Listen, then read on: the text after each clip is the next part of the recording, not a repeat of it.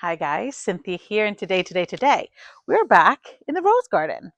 We are going to extend the border. Surprise, surprise. I feel like I'm constantly extending. And we're going to add some late summer blooms. I bought some cone flowers and a really cute butterfly bush. And we're going to move the coneflowers from the veggie garden.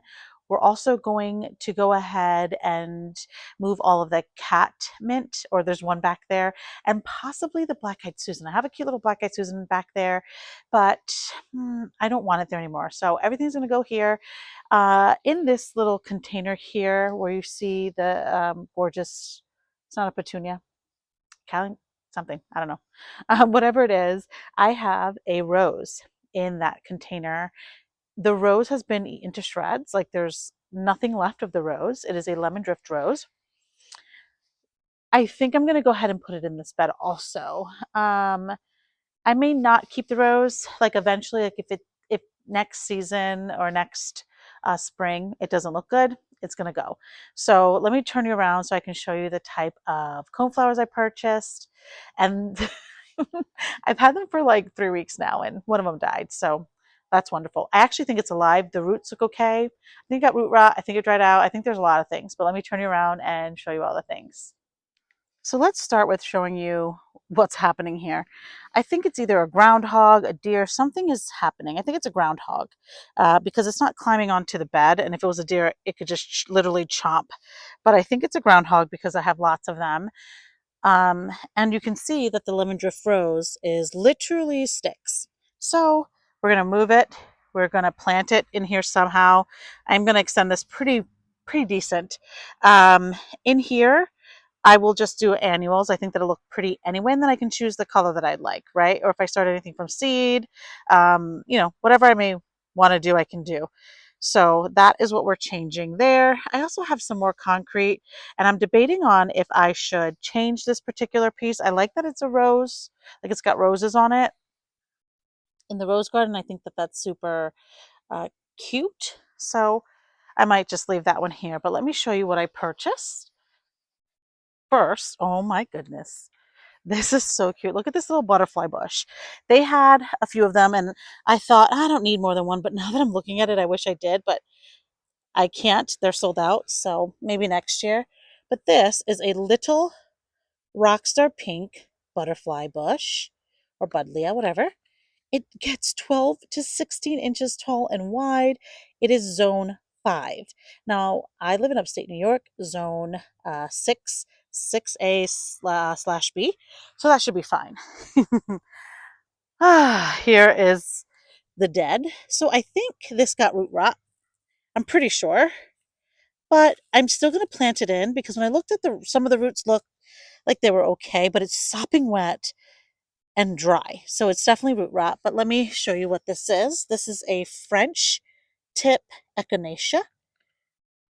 And this gets 20 to 24 inches tall and wide, and it is zone 4.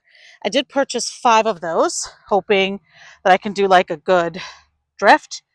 But now I have 4, and that's okay. Maybe I'll do like nice chunks of echinaceas. I think that'll look really pretty.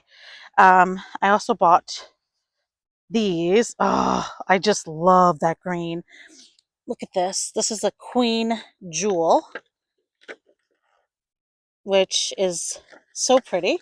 Let's read the stats. This also gets, 20 to 24 inches tall and 12 to 18 inches wide, and it's also a zone 4. Look at that. Just really, really pretty. I got 3 of those because the garden center only had 3. So let's talk through the plan. Um, it's not going to go wider than the stair right there because I don't want it to like be here. I think that doesn't look good. But let me tell you what the plan is. I will be starting at the stair and then going out. I do like that this has a cute little shape to it. You see how it kind of goes in and then comes back out? I don't think I'm going to do that. I might, oh, sorry about that. I might jelly bean it, not jelly bean it, but have it like swing out even more because I'm thinking everything in the edge, everything's coming out. The Nepeta's coming out. I am changing or moving the Veronica. Is that Veronica? Yeah. There's 3 of them. That's also going to be in a tiny drift because my goal is to have white wands Veronica. I should have bought it. I saw it at the beginning of the season and I loved it. And I'm thinking if I mass plant it here, I think that'll look really pretty. I'll start with the pink and then go all white wands Veronica. Then in front of that will be the cat pajama nepeta. And yeah, I think that'll look good. So it'll be echinacea, Veronica, nepeta. And over here, I have the lavender, which I will move out also. And I'm thinking right in this little jelly bean section, because I'm going to have it swing out, is where I'm going to put the lemon drift rose. That's the plan. That's the hope. That's the dream. Now, let's get started. We have to go to the veggie garden and get the echinacea from over there and the nepeta. Anyway, we have to get stuff from over there. So let's go do that.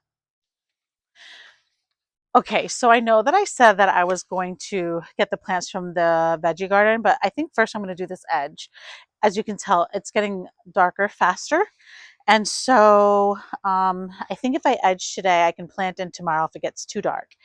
I will not be removing all of the sod, but I will be removing or divoting the edge. Around the edge here, the grass started to creep over. Even though we did create like a good divot, it still did what it was going to do. I also thought about possibly getting an edge, and then I thought not.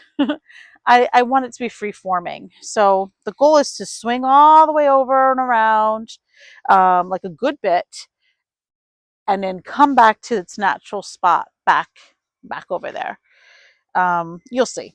Let's start this so that I get something done today. All right.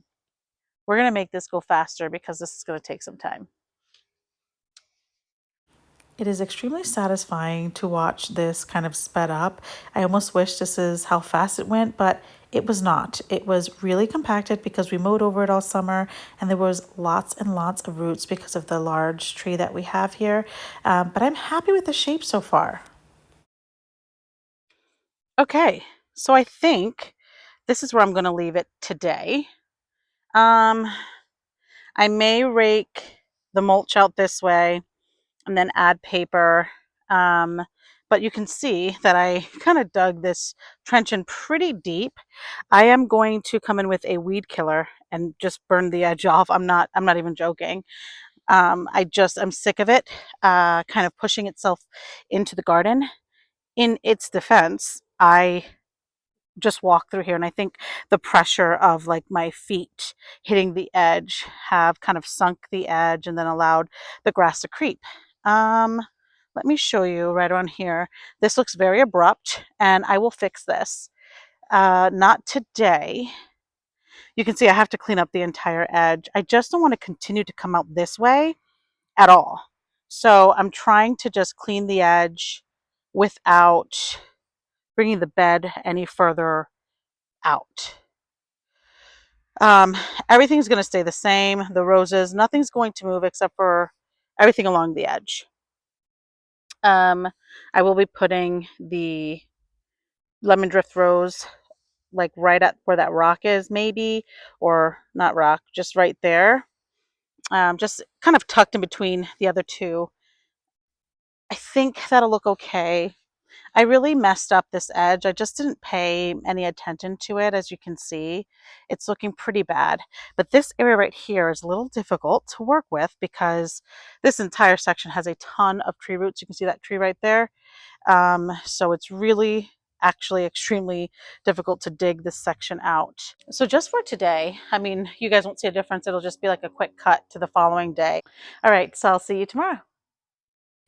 So it was actually much more than the next day. It was raining a lot, so I had to, give this a little bit of a rest. But I am just ripping out some of the sod, just scraping it away. I wanted to ensure that there was a step down so that the grass didn't creep over so much. And then I went over to the veggie garden and I pulled out my cat's pajama nepeta and all of my coneflowers and my black-eyed Susan. All of these are going to go into the rose garden. I want to have beautiful plants back here and flowers, but I'm probably going to go with annuals. Alrighty, so from the back, I did grab the other cat's pajama nepeta and then the other coneflowers along with this black-eyed Susan and what I thought was super cute. I don't think it's going to live, but I am going to plant it. It's this tiny little black-eyed Susan here. Um, Something that I always do when moving a plant or starting a new garden is I bring the tags of everything that I'm planting so that I can, put it in the correct spots. You know what I mean? Not that or that, but I can put them in the correct spots height wise. I did go ahead and move the mulch and uh, dug a trench. I'm hoping that this will help with the creeping of the grass, like over into the bed. And I'm probably going to do some weed killer. So next step is removing all the cat's pajamas nepeta to the edge of the bed. I think that's what I want to do. I know pretty sure a few days ago when I filmed the first part before all of the rain, um, I said I was going to buy some more of the Veronica, but I want to do the white ones. So I'm going to do like the three pink ones that I have, and then do a whole hedge of them. I think that'll look really pretty behind the cat's pajama nepeta. I think so. The cat's pajama nepeta and the Veronica get pretty much the exact same height. So let me show you that. I have the papers here. Well, it's by 1 inch shorter. So it gets about 12 to 14 inches, um, you know, wide and tall. And then this one gets, let's see, 14 to 16. So that's why I'm going to put the 14 to 16. That's why I'm going to put the Veronica behind the nepeta. So that's the plan now. The plan is removing all of the nepeta and planting it right up in the front, like literally there. And then the Veronica behind it, and then all of the other cone flowers. And I'm not exactly sure where I'm going to put the black-eyed Susan, but it's going to go somewhere. I might even put it somewhere here like there, and then put the butterfly bush in front of it. So I have like a pop of yellow, butterfly pink, something like that. I'm not sure. I also thought about, which I still might do actually, move all of the pink Veronica to this side of the bed actually, and put it in front of the lavender, something like that, like maybe like a cute little trio here, or like, yeah, something like that, something low. I'm not sure. We're going to go as we go. Alrighty, so let's start. Let's start because I have a long day ahead of me. So I started by moving all of the nepeta. It smelled so good. If you guys do not grow this plant, I suggest that you do. It's really, really pretty. If you take care of it, it's even prettier. This particular nepeta looks a little bit ratty because I didn't cut it back fast enough, so I didn't get my second flush of blooms, and that is completely my fault, not the plant's fault at all. Super drought tolerant and smells really good. This right here, this is a Nephophia. I had a third Nephophia, and because it wasn't in the sun, it did not grow at all. So hopefully putting it where the other Nephophias are that seem to be doing well will help it grow. And yeah, I'm just moving. Guys, this took hours. I know it looks like I'm going super fast, but the placement of everything, it took a really long time. For you, it's a 20-minute video. For me, it was 4 hours of just walking around and looking at everything. Okay. All right, let's do some talking. I think I'm going to put the Rebecca, what is it called? The black-eyed Susan, sorry, there.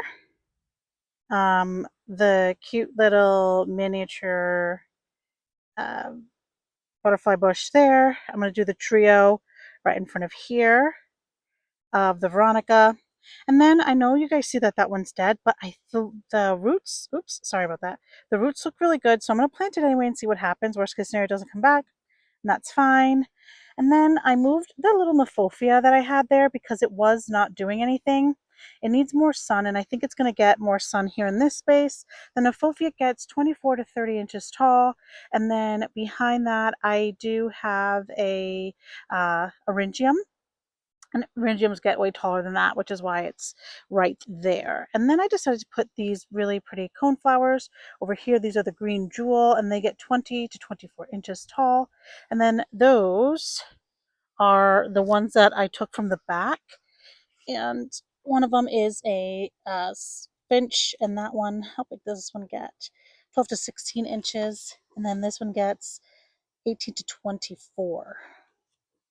This one gets kind of tall. Maybe I should just put like that one, this one here, in with the green. I think that might look kind of cute. Yeah, let's do that. Which one is it? It's this one. Yeah, we'll go ahead and put this one here. And I think that'll be good because it'll get a little bit shorter and it'll be like a cute little, I don't know, gradual pink. And then this French tip one, this one gets 20 to 24. So they're all kind of in the same family. Maybe I'll throw in those just in front of those. Yeah, so that I have like a pink Veronica, a bunch of coneflowers, and then if I want to go with the white ones Veronica throughout here, I think that'll look really pretty. I really don't have a choice. I mean, even if I don't like that, this is what I have, this is what I'm doing. I am going to push out the lavender, I think slightly away from the rose. You see how it's kind of close to that rose there? I think if I just put it out like book right there, and then I'm going to get two more lavenders that I have that I propagated in the back and put those in there so it's like a whole set of 5. You know what I mean? That's what I think I'm going to do. I think this is a good idea. So far, so good. I have my biotone that I'm going to be using for everything, and if it doesn't like biotone, it's getting it just to, feed the roots. And then we're going to put some paper down and some mulch. All right, let's let's get going. Oh my God, this is a journey, guys. But I'm excited. I'm excited. I think this is going to look really good. So I started with the black-eyed Susan there, and I hated it. It did not look good. I wanted something smaller and shorter so that it wasn't blocking my really nice planter. I went ahead, everything got biotone, like probably too much biotone, but because I was transplanting everything, I wanted to make sure that it did really well. So you can see here that the cat's pajama nebula is going down, and I don't really think they like biotone, but I did it anyway. And I did go ahead and move the lavender, and I'm glad I did that because it's giving the rose some room to breathe. And I decided to put a little bit of, what's that called? Compost around the rose. Roses really love that. Put the paper down, which I got at Home Depot. It's just contracting paper, wet it down. And then the best and final part is mulching time. Every time I get to mulching, it's like the light at the end of the tunnel. It's the home run. It's the finale. It's over, right? And this was just a really long day. So I'm done. You can see that I put my 2 cuttings of my lavender right there in the front. Hopefully they'll make it. I think they'll be fine. If not, whatever, they were propagations anyway. I did push the lavender out some just to give some more like breathing room to the rose behind it. It was literally like underneath of that branch, and I want to give the rose some time to or some space to grow. Over here I did put that lemon drift rose. It gets 2.5 feet tall and 2.5 feet wide. My goal, you can see that it's kind of like a jagged here. In the spring, I'm going to bring this out just a hair more so that I can put a little hedge or like continue the, what's that called? Hedge. That thing. The, the catmint. So it's going to just like do another little loop over. Maybe, maybe not. Not sure, but that's kind of what I'm thinking. And then you can see that there's all this room here. This is for my white wands Veronica that I want to buy next year. I'm going to get like maybe 7 or 8. Just a huge mass planting. I think that'll look really, really pretty. Over here, I did go ahead and put all of the cone flowers. You can see there, the Nephofia that like struggled all summer because it was not getting enough sunlight. I put right there, so it's looking pretty good. Everything needs to be watered in, and I'm going to do that. I watered it in a little bit, but nothing too um, substantial for watering. That will probably die. I have the dead coneflower right right there. It's dead. I think it's dead. I don't know. There's some roots there, so it might come back next year. If not, that's okay if it doesn't, because it is so close to the rose that I'm okay with that one being like not alive and then it's just doing this. Or I can purchase another one and possibly put it here in the front instead of in the back to give room for the rose to grow. I went and moved the pink Veronica here. I think this is a passion. I don't know, whatever. And then the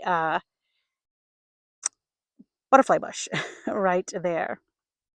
You can see, let me walk down the steps here, the black-eyed Susan I put right back, oops, here.